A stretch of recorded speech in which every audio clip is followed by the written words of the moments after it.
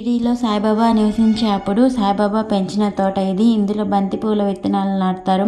దీన్ని లెండిబాగ్ అని కూడా అంటారు. ఎన్నో సంవత్సరాలుగా బాబా క్రమం తప్పకుండా తోటను చూసుకునేవారు. మరియు నీటి కుండలను మోసుకెళ్ళి వాటికి రోజు నీళ్లు పోస్తూ ఉండేవారు. ఈ సాంప్రదాయాన్ని సజీవంగా ఉంచుతూ సాయిబాబా ఆర్క్ కమ్యూనిటీ గార్డెన్ ప్లాట్లను నిర్వహిస్తుంది. ఇక్కడ స్వచ్ఛంద సేవకులందరూ కలిసి యాన్యువల్ సీడ్స్ ఆఫ్ లవ్ కార్యక్రమం కింద యాన్యువల్ అండ్ పర్మనెంట్ మొక్కల తోటను నాటుతారు.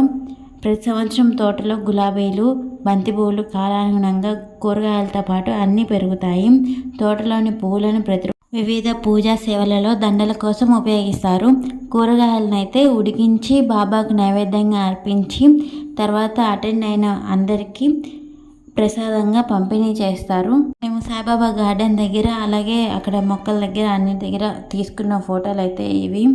తర్వాత మా పాప అయితే ఫోటో తీసుకున్నారు. ఇవైతే ఫస్ట్ డే మేము దర్శనంకి వెళ్ళిన తర్వాత భోజనం చేసాం కదా, అక్కడైతే ఈ వీడియో అయితే తీసుకున్నాము. వీడియో నచ్చితే ప్లీజ్ లైక్ చేయండి, అలాగే సబ్స్క్రైబ్ చేసుకోండి.